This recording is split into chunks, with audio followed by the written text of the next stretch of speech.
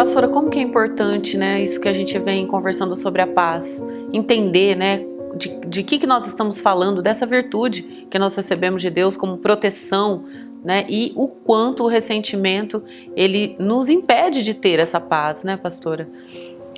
E é interessante, né, Muzi, como as pessoas não dão a intenção, devido valor, o entendimento sobre a paz, que a paz é saúde. É saúde para o corpo, é saúde para a alma.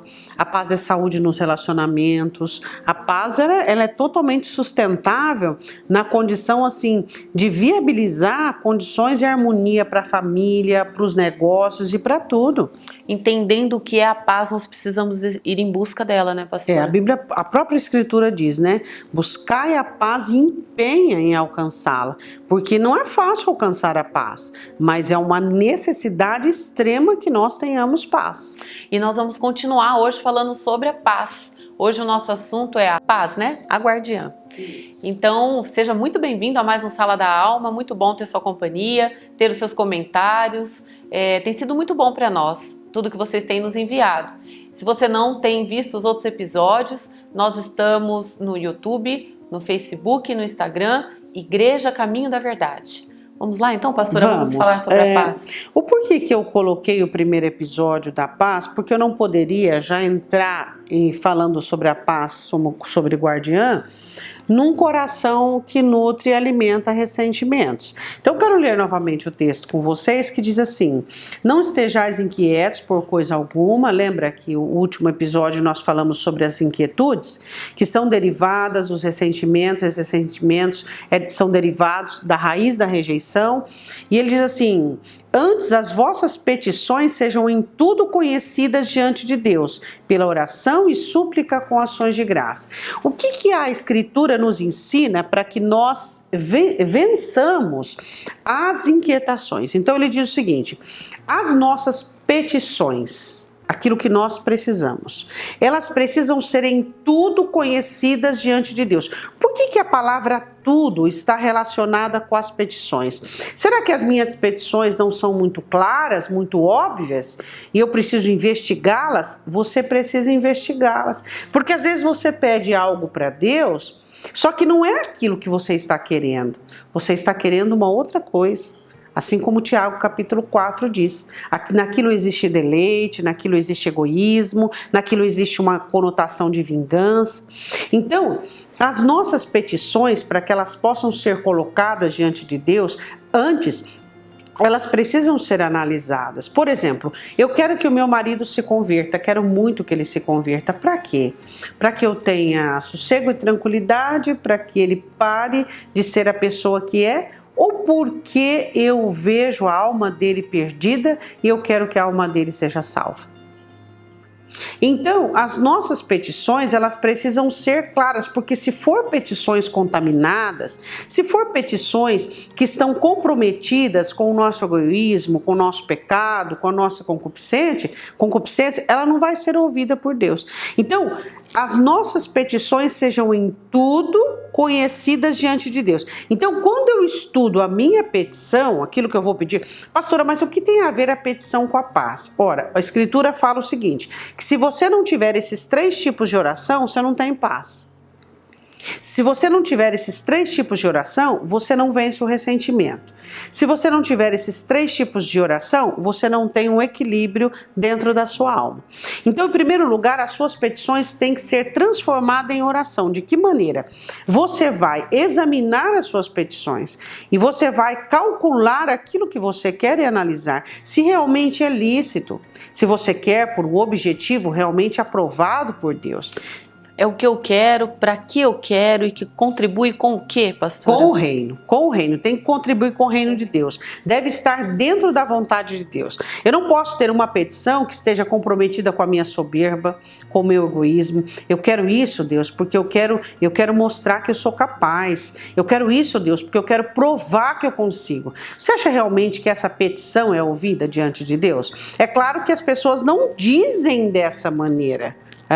Elas dizem assim: ó Senhor, me dê isso porque eu quero que as pessoas reconheçam o Senhor na minha vida. Mas na verdade a intenção é mostrar para as pessoas que ela é capaz e está saindo por cima. Então essas petições Deus não ouve porque estão comprometidas com o egoísmo. Então a Escritura diz assim: não estejais inquietos por coisa alguma, antes as vossas petições sejam em tudo conhecidas diante de Deus.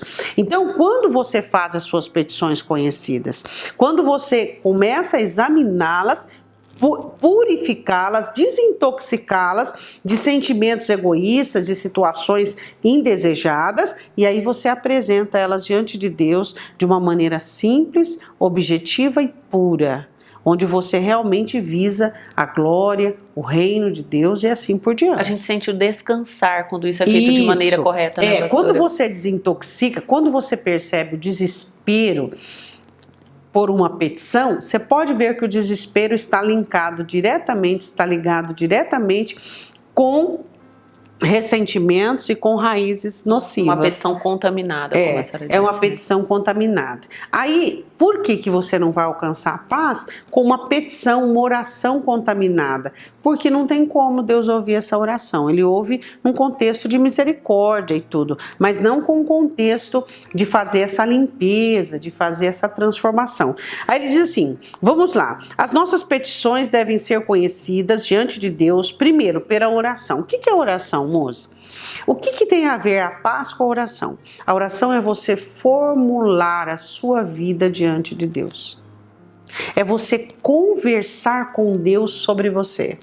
É você fazer um mergulho dentro da sua própria alma e transformá-la em uma retórica, um diálogo, uma conversa, onde você vai falar com conhecimento de causa sobre a sua vida.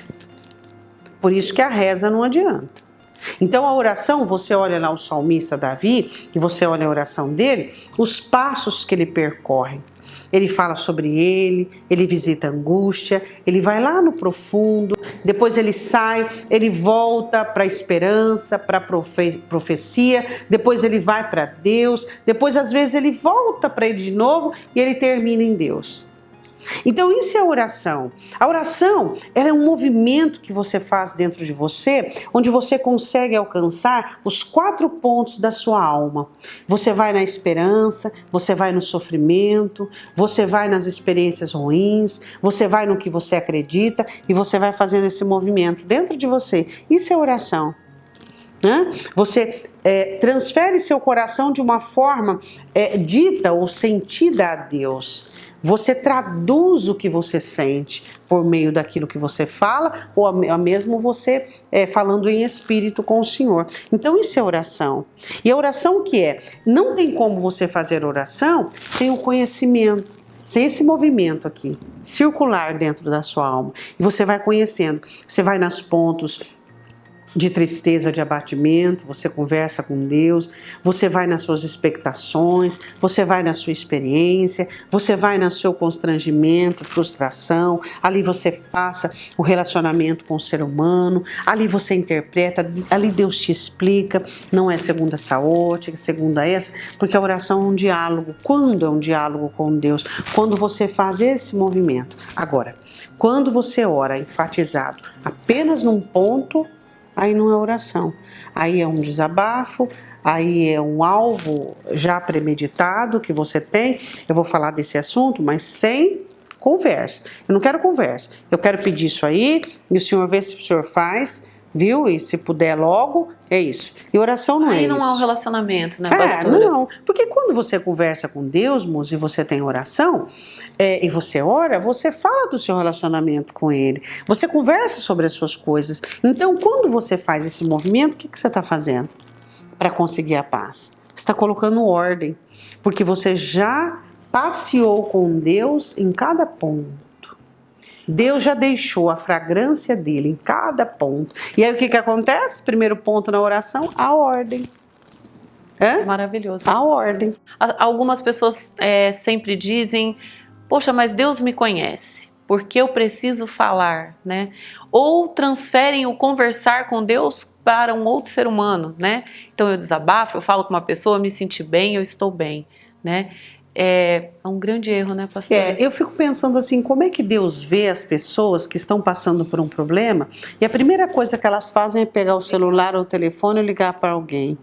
Como é que Deus, como amigo, será que Abraão fazia isso? Será que José fazia isso? Claro que não. Então, Deus é a pessoa mais amiga, Jesus é a pessoa mais amiga que você tem. Então, esse diálogo, essa conversação, isso precisa ser alimentado. É igual amizade com uma pessoa. Quando você conhece uma pessoa inicialmente, você não tem muito diálogo e muita assunto. Mas conforme você vai conhecendo, participando do dia a dia, os assuntos vão se estendendo. Assim também é com Deus.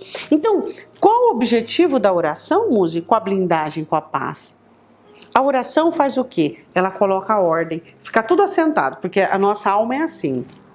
Os problemas atuais, eles ficam levantados e flutuantes. Parece que você não consegue pegar. Eles te deixam confuso, te perturbam, tira o seu sono, tira a sua paz, tira tudo. Por quê? Porque são flutuantes. Por que são flutuantes? Porque eu não tenho segurança, porque eu ainda não consegui dimensionar, porque eu ainda não entendi por quê. Mas quando eu oro, o que faz com essas situações, esses problemas? Eles descem e aí eu começo a enxergar que eles não são maiores do que eu. Uma outra ótica, né? E eles não são maiores do que meu Deus. Então eles abaixam e na oração o que acontece? O Senhor começa a pôr ordem. Sabe o que isso aqui, filha? Isso é isso resolve assim. Então eu ganho a luz, eu ganho a ótica sobre as coisas. Nada substitui a oração, né, pastora? Nada. Hoje nós temos, assim, muitas pessoas em terapias, né? E, assim, a terapia não substitui uma oração, uma conversa com Deus. Não, a terapia ela funciona como um direcionamento. Você dá um direcionamento para a pessoa e mostra para ela aquilo que ela não está conseguindo enxergar. Mas aí quem vai para humilhar é ela mesma. Então, vamos falar sobre as 3 saídas que o apóstolo Paulo fala para nós vencermos a força dos ressentimentos e conseguirmos a paz. Primeira oração, que faz com que você passeie nos seus assuntos, né? E você vai na angústia, e você vai na tristeza, e você vai... Depois o Senhor já te leva para os seus jardins e assim vai. E tudo fica em ordem. Aí você já começa a sentir o quê? A paz. Por quê? Porque está tudo lógico, evidente. E as coisas, pastora, que eu não entendi, as coisas que você não entendeu, elas estão totalmente guardadas em Deus, selada com o selo da confiança. Porque não significam que estão resolvidas, né, pastora? Apenas não que estão no lugar, no seu devido lugar. Então o Senhor coloca as coisas no devido lugar nesse passeio. Então, oração. Aí ele fala sobre a segunda maneira de falar com Deus, sobre a súplica. O que é a súplica, Muzi? Por que a súplica ela é interessante para a paz? Por quê? Porque é a transformação do desespero numa petição reforçada. É onde você coloca todas as suas emoções, muitas vezes com choro, muitas vezes com lágrimas, muitas vezes com desespero, e aquilo é arrancado de dentro de você. É tirado de dentro de você. Então aquele desespero que ia se tornar uma agressão para o próximo, aquele desespero, insegurança que ia se tornar em uma alfinetada, em uma complexidade, em um relacionamento nocivo, ele é transformado no quê? Numa súplica. Então o que a súplica faz? A súplica é aquela maneira que você arranca aquela tampa e aquilo sai diante de Deus. Então você retira aquilo diante de Deus. E então o que acontece? Acontece quando você retira aqueles sentimentos produzidos por uma dúvida, por alguma coisa que ficou, um resquício que ficou, ou algo que entrou, ou algo que você recebe uma notícia repentina, ou uma situação que te deixou assim um tanto desconfortável. O que a súplica faz? A súplica é o seu desespero transformado em devoção. É um escape, pastor. É um escape. E você ora e fala com Deus e suplica ao Senhor. Ali você se humilha, ali você entende a sua nulidade, ali a humildade ela começa a acontecer na sua vida, a soberba começa a perder a forma, começa a perder o sentido. Por quê, Muzi?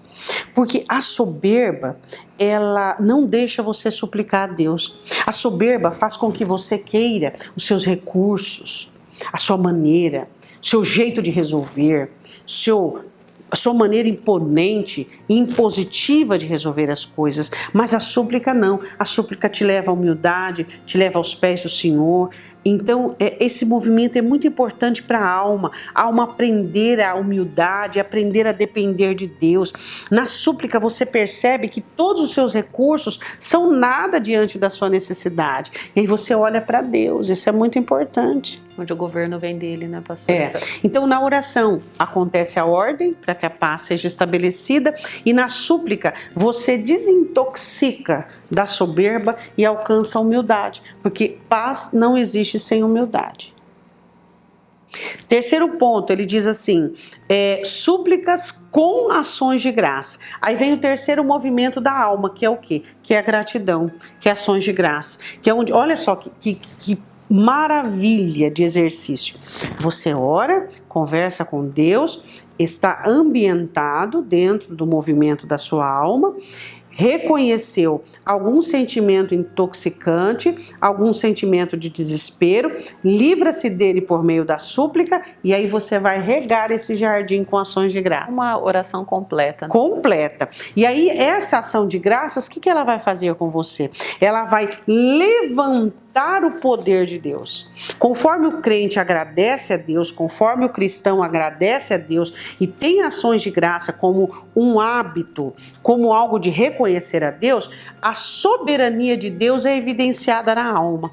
Você sabia que você não consegue ter a soberania de Deus e nem o temor por Deus sem ações de graça? Ações de graça é você fazer a sua alma entender que Deus é soberano e que todas as coisas são regidas e movidas por conta dele. Pessoas que não são gratas, Muzi, elas têm dificuldade com a soberania de Deus. Pessoas que não são gratas, elas têm dificuldade com o temor, porque a gratidão é o reconhecimento absoluto da sua alma em enxergar, identificar, devotar a Deus a alegria por tudo aquilo que você é abençoado. Então, o responsável não é o patrão, o responsável não é o cônjuge, o responsável não são os filhos, não é a família, o responsável por toda aquela alegria, por todo aquele bem, por toda aquela bênção, é o meu Senhor. O ser humano é um instrumento, né, pastor? As situações são As situações, né? são só adendos. Hoje você tem, amanhã você não tem, e hoje você recebeu uma fala boa de alguém, amanhã você não recebeu, mas a ação de graças, ela faz com que a alma levante a soberania de Deus, o temor do Senhor. E aí, onde existe o principado de Cristo, existe o quê? O aumento da paz. O que Isaías diz? E do aumento do principado de Jesus, a paz não tem fim. Então, conforme o aumento do principado e o governo de Jesus Cristo, a paz vai aumentando. Olha só, na oração eu consegui a ordem, na súplica eu consegui o esvaziamento da toxina, daquilo que é tóxico, e nas ações de graça eu levantei a soberania. Então minha alma não tem medo de mais nada, ela sabe que é Deus quem manda, é Deus quem governa, e o principado de Cristo não tem limite, ele aumenta sobre todas as coisas. Então aparece uma aflição, aparece uma situação, você... dentro daquele rompante, de repente a sua alma reforçada com oração, já coloca aquilo diante de Deus, a súplica já desintoxica, e a ação de graças quando você começa a reconhecer e dizer: Deus, eu sei, Deus, eu tenho visto, Senhor, eu te dou graças, Senhor, eu te reconheço, então a soberania de Deus é elevada. Nesse exercício eu já tenho ela como guardiã. Já tem ela como guardiã. Guardada. Isso, nós falamos sobre o livramento dos ressentimentos para que nós pudéssemos falar agora, né, em manter. Então a oração, súplica e ações de graça é você ter a conservação dos bons sentimentos e dos bons pensamentos, né? Então agora nós vamos para o próximo versículo, que diz no versículo 7: e a paz de Deus, e a paz ela é de Deus, ela não é nossa, ela não pode ser fabricada, por isso que ela é uma virtude, que excede a todo entendimento. Por que a paz ela vai acima de toda e qualquer compreensão? Porque o ser humano ele não consegue entender o porquê. Você está passando pelo que está passando e você consegue ter paz. Se você analisar e observar o que você está vivendo, qualquer mente comum ficaria desesperada. Mas por que você não fica? Porque ela vai acima. Deus está acima do que eu conheço. Deus está acima do que eu entendo. Deus está acima do que eu discerno. E é de Deus que vem. E é Deus quem governa. E eu sei. As pessoas dizem, mas eu sei que Deus está no controle. Eu sei, tudo que eu sei é que Deus está no controle. Aí ele continua dizendo assim, guardará os vossos corações e os vossos pensamentos em Cristo Jesus. Por que a palavra do Senhor diz que essa proteção sobre o pensamento e sobre o coração e os sentimentos são importantes? Por quê? Porque eu preciso ter conservado e guardado aquilo que Deus está formando dentro de mim. Aí o Espírito Santo vem e forma algo bom. Você vai e perde num relacionamento. Aí o Espírito Santo vai e te dá algo bom. Aí você vai e perde numa conversação, num diálogo, numa situação, numa circunstância. Mas aí não vai ter fim a criação e a formação. Deus te dá, você perde. Deus te dá, você perde. Não, nós precisamos da paz para que haja essa conservação, essa blindagem do externo para com o interno. Agora eu quero falar com você uma coisa muito interessante e é muito pertinente no texto. Vamos dizer assim, uma fábrica própria, ou uma agricultura própria, um jardim próprio. Quem diz que os meus pensamentos devem ter como base aquilo que vem de fora? Quem disse isso, Muzi? Quem disse que a televisão, que o celular, que a tecnologia vai fabricar os meus pensamentos? Sendo que eu tenho que escolher o que eu penso. Quem disse que eu não posso governar sobre a minha mente? Ué, se a mente é minha, como eu não posso governar? Como as pessoas têm sofrido por meio da mente, elas não coordenam o pensamento. Ela está aqui conversando com você, mas a mente dela está divagando, está lá não sei aonde. Ela está aqui, mas ela está lá na segunda-feira, na terça, na quarta, no ano que vem, no Natal, no Ano Novo. Por quê? Porque ela não consegue ter essa firmeza de mente. Como você consegue firmar a sua mente, ter uma mente positiva, uma mente disciplinada, como? Com exercício. A mente é um músculo. A mente tanto pode enfraquecer como fortalecer. Você pode fortalecer a mente. Então, o que a palavra do Senhor diz? Que nós temos que ter uma criação de pensamento. Então, diz assim, no que pensai? Então, ele diz assim, no versículo 8, quanto ao mais, irmãos, tudo que é verdadeiro, tudo que é honesto, tudo que é justo, tudo que é puro, tudo que é amável, tudo que é de boa fama, se há alguma virtude, se há algum louvor, nisso pensai. Então, eu determino o que eu penso. Então, ele diz o seguinte, ele faz uma galeria. Tudo que é verdadeiro. Por quê? Porque se eu pensar em algo enganoso, isso vai comprometer minha alma e vai puxar um engano lá de baixo. Se tem qualquer raiz de engano, vai sair. Então, tudo que é verdadeiro. O que é verdadeiro? O que é verdadeiro é o que eu penso? O que é verdadeiro é o que eu acho? O que é verdadeiro? O que é verdadeiro é aquilo que Deus me diz. Aí ele diz assim, tudo que é honesto. É honesto, por exemplo, eu conversar com você e pensar outra coisa de você? Isso é honesto? Não. O que eu estou fazendo? Eu estou fazendo um movimento com a minha alma de falsear. Então eu converso com você, tudo bem, não sei o que. Lá na minha mente eu estou pensando o contrário. O que eu estou fazendo? Eu estou ensinando a minha alma uma projeção negativa. Que eu posso dizer algo e pensar outro. Então, em outras situações, a mesma coisa vai acontecer. A minha alma vai alcançar, a minha mente vai alcançar uma liberdade de si própria. Outra coisa que ele diz assim, tudo que é justo. O que é justo? O que é correto? Tudo que aquilo que é centrado na justiça. Aí ele continua dizendo, tudo que é puro. Então a pureza, o que ela faz com a minha mente? A pureza, ela dá nobreza para a minha mente. Aí ele continua dizendo, tudo que é amável nos meus relacionamentos. Por que eu tenho que pensar coisas que são desagradáveis? Que são coisas que atingem as pessoas com sentimentos ruins? Não, eu tenho que pensar coisas amáveis. Aí ele diz assim, tudo que é de boa fama. Então eu tenho que pensar eu gosto de saber notícias ruins das pessoas. Mas espera aí, eu estou prejudicando a minha mente. Se eu gosto de saber notícias ruins, a minha mente vai viciar em coisas ruins. E quando eu precisar um posicionamento positivo, eu não vou ter. Então, quem destrói a sua mente é você mesmo, pensando coisas pré-fabricadas pelos outros, coisas comercializadas, coisas que você mesmo não fabrica. Ou até mesmo quando você fabrica, você escolhe por coisas nocivas. E ele termina assim: virtude. Se tem alguma virtude, se tem algo bom de Deus, é nisso que eu tenho que pensar. Aí, antes de eu terminar o versículo de número 9, eu quero falar assim, que a mente ela tem que ter uma ordenação de pensamentos fundamentais próprios não comercializados. Eu tenho que ter a raiz dos meus pensamentos, que é o Evangelho e a Palavra de Deus, dentro de mim, aquilo que eu penso.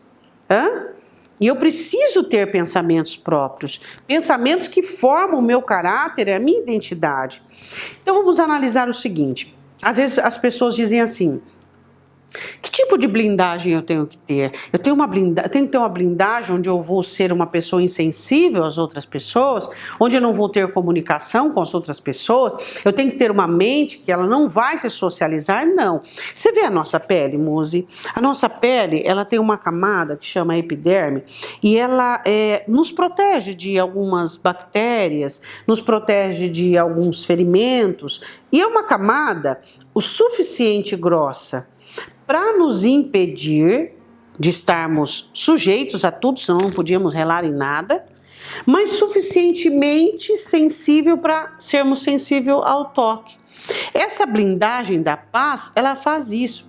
Ela não faz com que você se isole da necessidade dos outros e viva uma vida egoísta, nada disso. Mas também ela faz com que a sua mente seja uma mente positiva, firme, onde você tenha condições de captar aquilo que é importante e deletar aquilo que não é importante. E ter o controle sobre isso. Ter o controle sobre isso. Então isso é uma mente racional.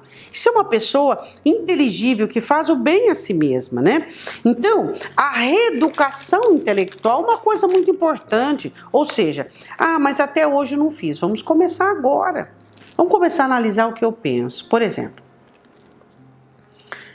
vou analisar os meus pensamentos que eu tenho no dia. Em todo tempo eu preciso ter pensamentos de ações? Não. Em todo tempo eu tenho que pensar sobre as outras pessoas? Não.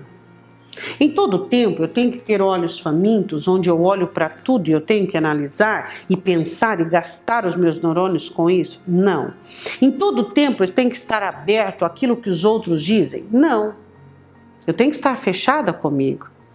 E um fechamento que não me faça ignorar as necessidades dos outros, que não me faça radicalizar a minha socialização com as outras pessoas. Uma mente mais firme e menos vulnerável e funcional. Uma mente que funciona para o meu bem. Então, por que a paz é guardiã da mente e das emoções e dos sentimentos? Melhor, sentimentos do coração. Por quê? Porque ela precisa proteger aquilo que está sendo construído. Uma mente funcional, com coração, com sentimentos funcionais, que é para o bem do ser humano. Mas aí você diz, mas é muito difícil alcançar isso. Difícil, na minha opinião, é ficar sofrendo com uma mente doente, com sentimento doente, trazendo coisas ruins para dentro de si, trazendo coisas ruins para fora de si, porque é óbvio que se você trouxer coisas ruins para dentro, você vai vivê-las do lado de fora. O próprio Senhor Jesus diz isso. Então, você diz assim, mas eu já tenho quantos anos? Mas não é tarde para começar. Para você viabilizar uma mente saudável e um sentimento saudável. Por exemplo, você está aqui pensando, você está olhando numa pessoa, você está pensando dela. Não, para de pensar nela. Para de pensar mal, para de julgar, para de querer saber, para de querer informações negativas sobre as pessoas, para de assistir esses jornais que alimentam a sua mente com matou quem, estuprou quem. Para com isso, sua mente é uma coisa muito seleta. Você quer um bom raciocínio, um bom pensamento, mas você só joga lixo na sua mente. As pessoas não escolhem bem aquilo que colocam para dentro, né, pastora? Não escolhem. Hoje, desde os jovens, a gente vê assim, os jovens fazem muitas coisas ao mesmo tempo, né? Então, ouve-se uma música, estuda-se pelo computador e olha para uma televisão e tantas coisas e não para nem para entender aquilo que está colocando para dentro, né? Para analisar aquilo que realmente está alimentando aquela mente, né? E ela produz um monte de pensamentos, né? Esse exercício não é bom, né? Você não ter uma mente fixada naquilo que você está fazendo, você vai ter uma mente que vai vaguear. uma mente que vai devagar, uma mente que você não vai conseguir concentração. Por isso que eles não conseguem. Hoje os jovens, você não consegue pegar a concentração de uma pessoa. Mais de 5 minutos você não consegue. E eles não entendem. Você explica, não estou generalizando, obviamente. Mas não entende inteligência emocional, não entende. Por quê?